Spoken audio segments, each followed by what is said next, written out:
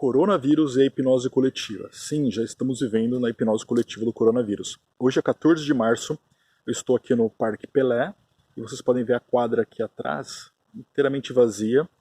Por comunicador do prefeito, o parque não vai ter atividades físicas, como não vão ter aglomerações em São Paulo, em outros lugares já do Rio de Janeiro, outros lugares do Brasil. E isso é medida para conter o vírus. Mas o que exatamente está acontecendo agora? Como que o vírus está hipnotizando a você, as autoridades e a todo mundo? Primeiro, você já ouviu falar sobre prosopopeia? Prosopopeia é uma figura de linguagem que significa você dar um aspecto, uma característica humana a qualquer coisa que seja inanimado, a qualquer objeto, a qualquer elemento da natureza, por exemplo, ou qualquer elemento, um objeto, um vírus, por exemplo, você pode dar uma prosopopeia para um vírus.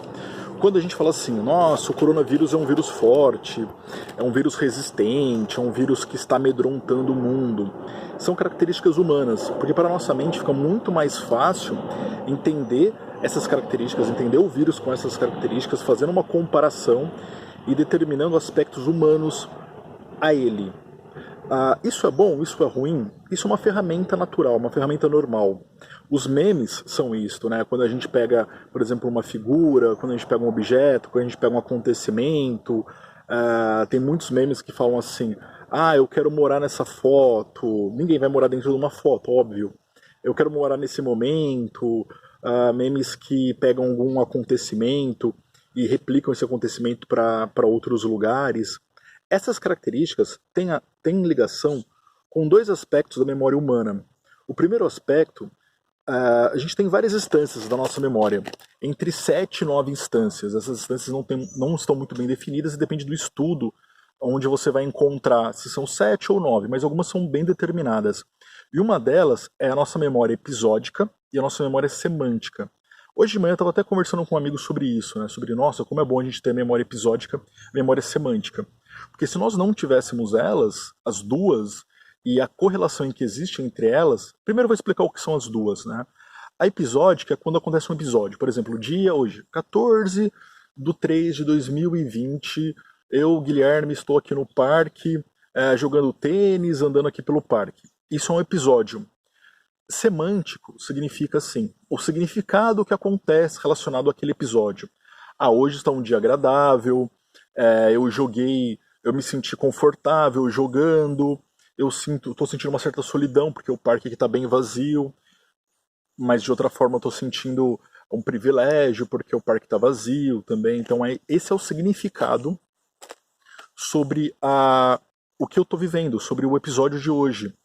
É como se a nossa memória episódica ela formasse um quadro, e a nossa memória semântica é o significado que você consegue dar para aquele quadro. Quando você vê um quadro num teatro, uma imagem, uma figura abstrata, você dá um significado para ele e você fala, essa figura para mim é pesada, essa figura para mim é leve, essa figura para mim me remete a alguma coisa, X, Y, Z. Esse é o significado semântico que você dá. E como funciona? A nossa memória episódica, ela é muito falha, ela depende muito da memória semântica para ela acontecer. Então, quando, por exemplo, a gente tem algo que esteja acontecendo agora, como esse vírus, como ficar em casa, como ficar em isolamento, a nossa memória episódica tenta buscar, junto com a nossa memória semântica, um outro acontecimento, que pode ter acontecido num filme, pode ter acontecido, a gente ouviu falar, ou pode ser simplesmente fruto da nossa imaginação. E aí você começa a dar um valor para aquele fato, que ainda não existe, como por exemplo, o parque está vazio. Obviamente, poucas pessoas vieram, mas o prefeito também falou para as pessoas não virem ao parque. Esse surto coletivo, essa hipnose coletiva, é por conta dessa nossa memória semântica. Nossa memória sobre, olha, perigo, olha, um vírus, olha, por mais que febre amarela, que dengue, que gripe, a própria H1N1 e várias outras doenças, que Zika, chikungunya, que nós já estamos convivendo com elas há muito tempo, sejam mais perigosas, sejam mais danosas que esse vírus. Como esse vírus é um assunto do momento, é um assunto onde as autoridades, existe também N questões políticas, interesses econômicos, uma guerra comercial aí que acontece também por conta disto, as autoridades tendem a passar muito mais pânico do que talvez seja, não a realidade, né? O pânico é muito maior talvez do que a realidade. Isso faz parte, isso atinge, isso é um aspecto do nosso transe, né, da nossa hipnose. Quando eu falo sobre hipnose, é sobre aquilo que você entende por hipnose. E ela existe, você compreendendo ou não compreendendo os mecanismos, porque os mecanismos estão dentro da nossa mente, são mecanismos do nosso dia a dia, conforme eu tô te explicando aqui. Então, sim, todo esse acontecimento é um transe coletivo, é uma hipnose coletiva, e está gerando prosopopeia para esse vírus. E essa prosopopeia, ela é boa, ela não é ruim. Ela é quando você fala assim, hoje tá fácil trabalhar, nossa, meu trabalho hoje tá difícil, nossa, meu trabalho hoje tá osso, tá tá muito simples. Quando você vai dando características, quando você vai dando ingredientes a seres inanimados, a seres que não têm tipo, esse vírus não pega em mim, eu sou mais forte, esse vírus vai ficar com medo de mim, vai sair correndo. Os memes que você tá vendo aí na internet, né? São trabalhando essa prosopopeia. E, Guilherme, então esses memes são ruins? Não, esses memes são muito bons. Por quê? Quando a pessoa fala, olha, o brasileiro resiste a tanta coisa. Eu vi um meme que era muito legal. Numa enchente, o povo nadando no meio da enchente. E falando, um povo que resiste a isso, como que o coronavírus vai pegar nesse povo? E é verdade, isso é uma prosopopeia. É como se o coronavírus ficasse assustado com coisas que esse povo já sobrevive. E o que isso faz? Isso faz você inconscientemente deixar toda a sua parte de combate a esse vírus, de combate aos malefícios, mais forte. Você faz você se sentir mais forte. Você conversa com o teu sistema imunológico. Você fala, meu sistema imunológico é forte. Você vai utilizando de novo uma prosopopeia para falar com o seu sistema imunológico, para fazer uma auto-hipnose para combater o vírus. Então, as prosopopeias que você utiliza, os memes que você vê na internet sobre o vírus são muito bons.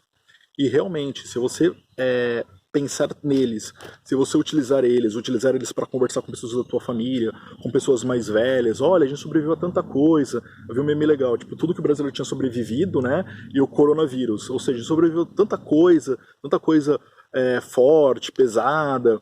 A gente é muito mais forte, nosso sistema imunológico é muito mais forte do que esse simples vírus. Isso ajuda muito. Então, utilizem as prosopopeias para combater o vírus, para ajudar o seu sistema imunológico e para manter as pessoas mais tranquilas e mais confortáveis. E vamos seguir as indicações, né?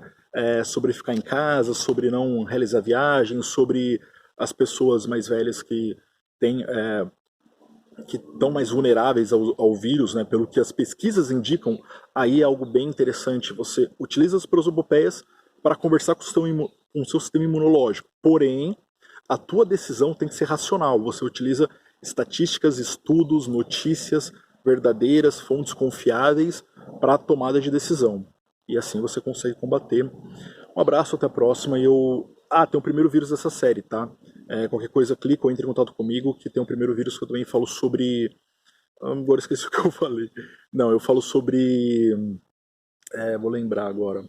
Eu falo também sobre hipnose e planejamento, que é muito importante.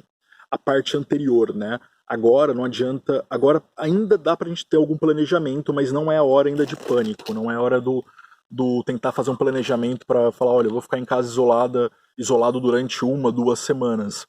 Mas talvez, dependendo do lugar que você esteja, ainda você não está nessa fase, então é bom você iniciar o teu planejamento, iniciar a maneira como você vai se preparar para esse início de contágio que já acontece hoje aqui em São Paulo. Um abraço, até mais.